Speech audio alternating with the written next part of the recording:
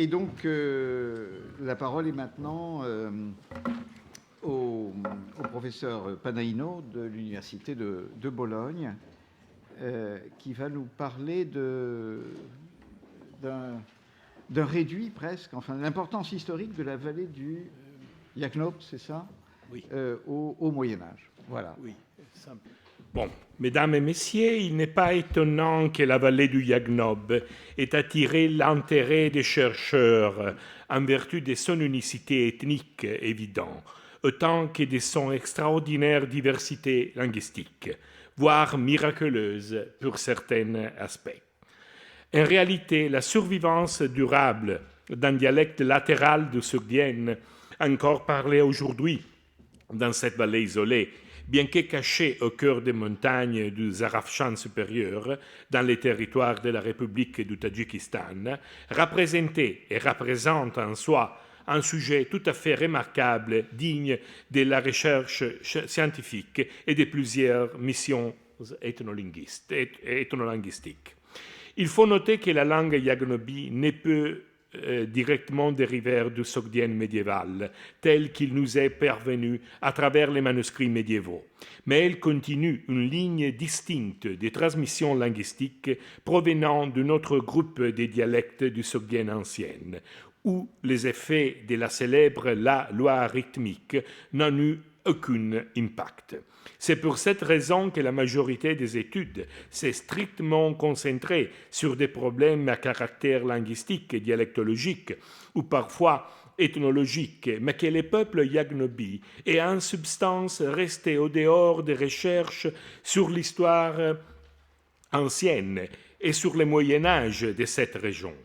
On avait donc reconnu la dignité de la langue, mais non celle d'un véritable passé historique. Seulement quelques histoires improbables concernant l'origine de ces peuples en étaient rapportées par les voyageurs. Par exemple, la descendance directe des Yagnobi par les soldats d'Alexandre le Grand qui se seraient installés dans cette vallée. Une pseudo-reconstruction identitaire qui reste purement légendaire, mais qui parfois réapparaît dans des guides touristiques ou des traités parascientifiques. Malheureusement, les chercheurs ont souligné l'importance des phénomènes linguistiques, surtout les relations étymologiques avec la lexicographie sogdienne, mais l'attention dirigée vers les signifiés historiques de cette vallée dans l'histoire économique et politique de la sogdienne ancienne et médiévale est inévitablement, comme l'on verra bientôt dans districts très proches à l'Ostrushana, a été généralement très modeste. Aussi, peu d'importance fut accordée au patrimoine archéologique de cette vallée, à laquelle seulement des courtes missions de l'Académie des sciences du Tadjikistan, et après ça, sur la base des découvertes signalées par les savants tadjiks, en particulier par M. Yakoubov, ou plus récemment par Eshonkoulov, une série d'émissions italiennes ont porté quelque attention. Cet oubli est étonnant, car en face d'une région où l'identité linguistique et culturelle coïncide avec celle de la tradition d'installation humaine d'origine sogdienne, un sentiment de dévaluation a dominé. Parmi ces paradoxes, nous pouvons mentionner par exemple l'absence d'attention systématique vers les références potentielles contenues dans les documents sogdiens des monts Moug que nous avons vus ici, et de la région du Zarafshan supérieur. Pas seulement Madrouchkat et Macha où Pavel Lurie travaille maintenant, mais aussi de la vallée même du Yagnob. Un petit dossier de toutes ces questions avec des données philologiques et des solutions interprétatives a déjà été donné dans le 12e volume de notre rapport sur les activités de survey archéologique et d'investigation ethnolinguistique italienne conduites dans les territoires de la vallée de la rivière Yagnob pendant les années 2007-2013.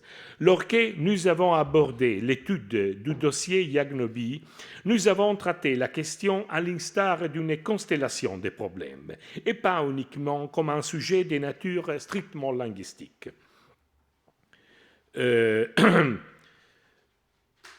Première question, quelle est la relation entre la préservation d'un dialecte d'origine sogdienne et l'histoire de ses locuteurs?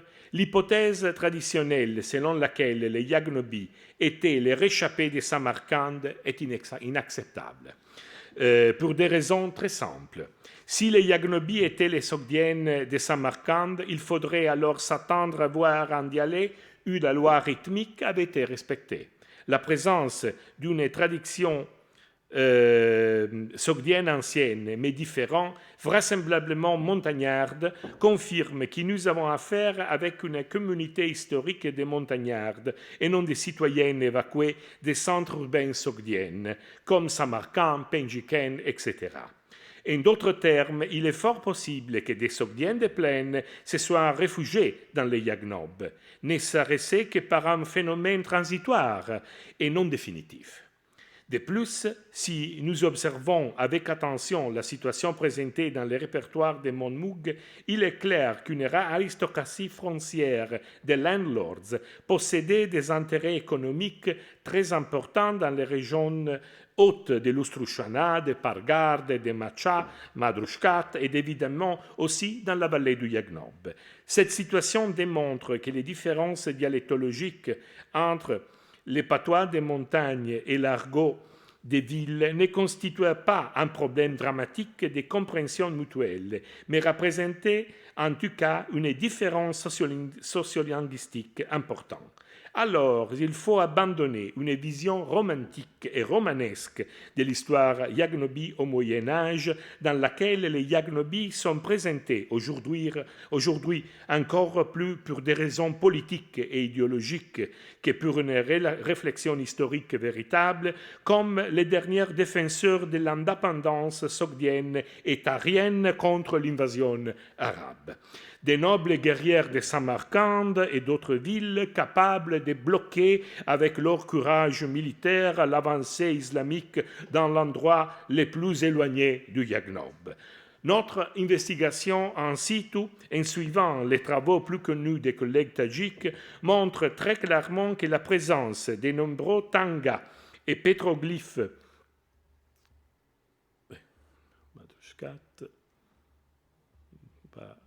ici, voilà. Montre très clairement que la présence de nombreux tangas et pétroglyphes est très ancienne et que la vallée a été évidemment habitée dès l'Antiquité. J'imagine que du point de vue ethnique, les Yaghnob jouaient un rôle économique sur lequel je reviendrai dans un instant, pendant l'histoire sogdienne, et que sa population pouvait être la même que nous retrouvons dans les districts de l'Ustrushana. Il est raisonnable d'envisager que ces montagnards dans sogdienne Garcha, Yaghnobi, Galcha, Gacha, entretenaient des relations économiques et commerciales avec les grands centres urbanisés, surtout Penjiken et plus loin Samarcande. Il n'y a aucune raison de postuler la présence des villages dans les montagnes du Tadjikistan comme un phénomène résultant de l'invasion arabe. Les montagnards étaient déjà peuplés pendant des centaines d'années et les villages alpines jouaient une fonction stratégique dans les systèmes économiques sogdiennes comme dans les systèmes de contrôle du territoire. Concernant le contrôle de la région, il serait suffisant de mentionner des sites fortifiés qui, comme dans la forteresse de Montmoug, qui permettaient de contrôler les points les plus stratégiques du territoire.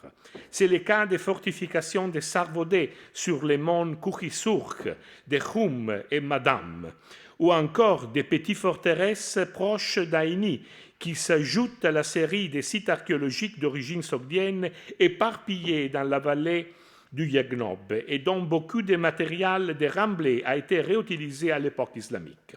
Il s'agit d'une riche documentation partiellement connue et qui avait été identifiée déjà par Messier Yakoubov pendant la surveille des années 60 du siècle passé, mais sans être publiée dans une forme systématique.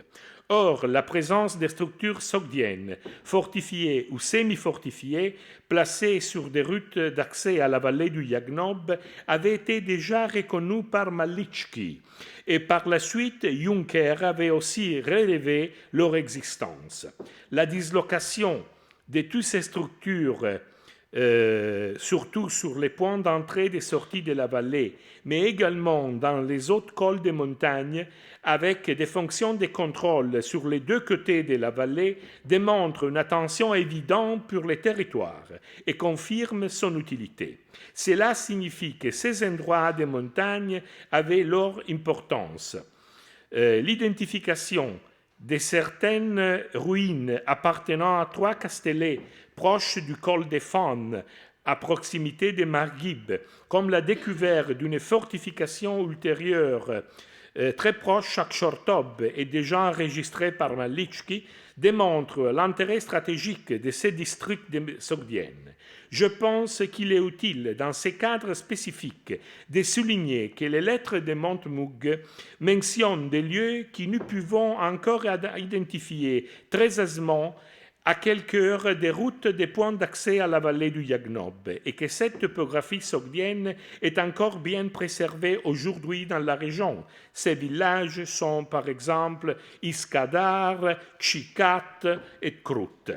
Tout en communication directe avec la forteresse de Moug et qui était sur la route qui arrive du col de Shahristan, ou encore comme à Krut sur les versants oriental plus proche d'Aini.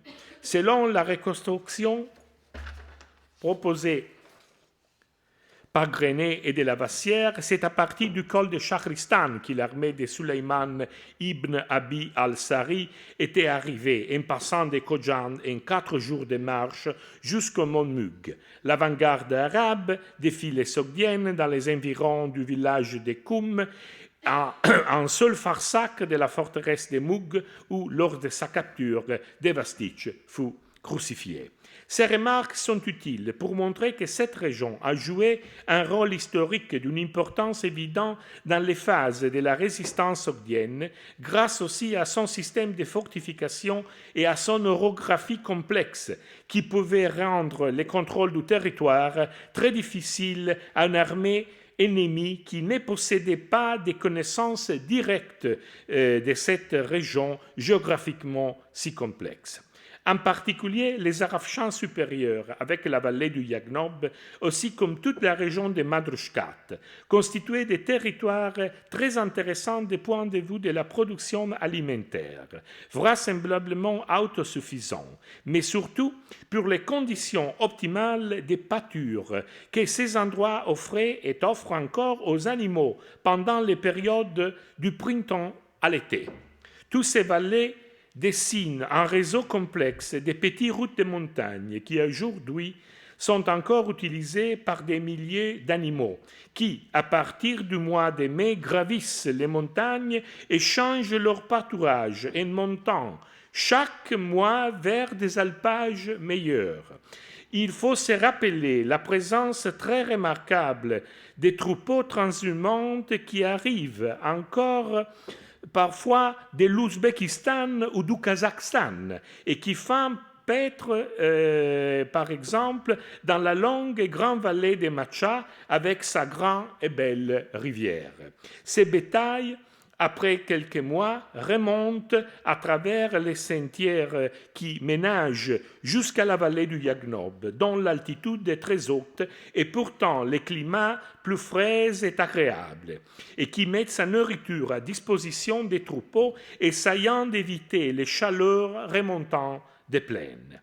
Pendant nos missions au Tadjikistan, nous avons observé cette vaste activité des transhumances et nous avons aussi eu l'opportunité de suivre certains troupeaux dans leur ascension de la vallée de Macha à partir par exemple des ruines de Madrushkat jusqu'aux au Yagnob à travers les villages de Gunz, exactement par la route qui relia la vallée du Yagnob au Fergana, pour arriver à proximité du village maintenant abandonné de Kirionte, dans le Yagnob. Tous ces passages des hautes montagnes et dont l'altitude est fréquemment supérieure à 4000 mètres au-dessous du niveau de la mer présentent de nombreuses petites structures fortifiées dont la fonction militaire était vraisemblablement limitée, mais qui avaient, à mon avis, plus raisonnablement le but très simple d'abriter des fonctionnaires chargés de vérifier les droits de passage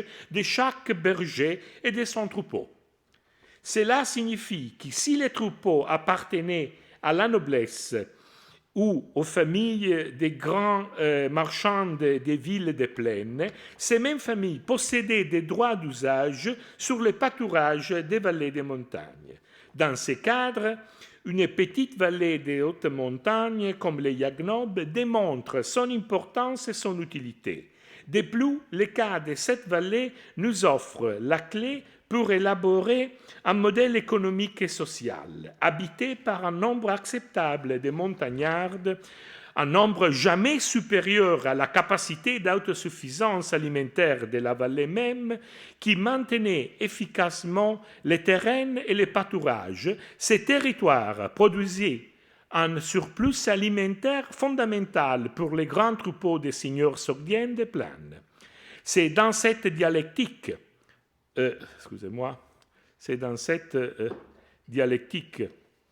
entre centre et périphérie que la survivance de l'élément ethnique yagnobi jouait son rôle dans la montagne, dans le monde sogdien. Pour ces raisons, il est inutile d'imaginer des motivations héroïques, comme une résistance militaire infatigable contre les envahisseurs arabes pour justifier l'origine et la résistance de longue durée de la communauté yagnobi. Il ne faut pas oublier que le mot latin pecunia, argent, mais évidemment à l'origine richesse en bétail, est un dérivé de pecus, bétail.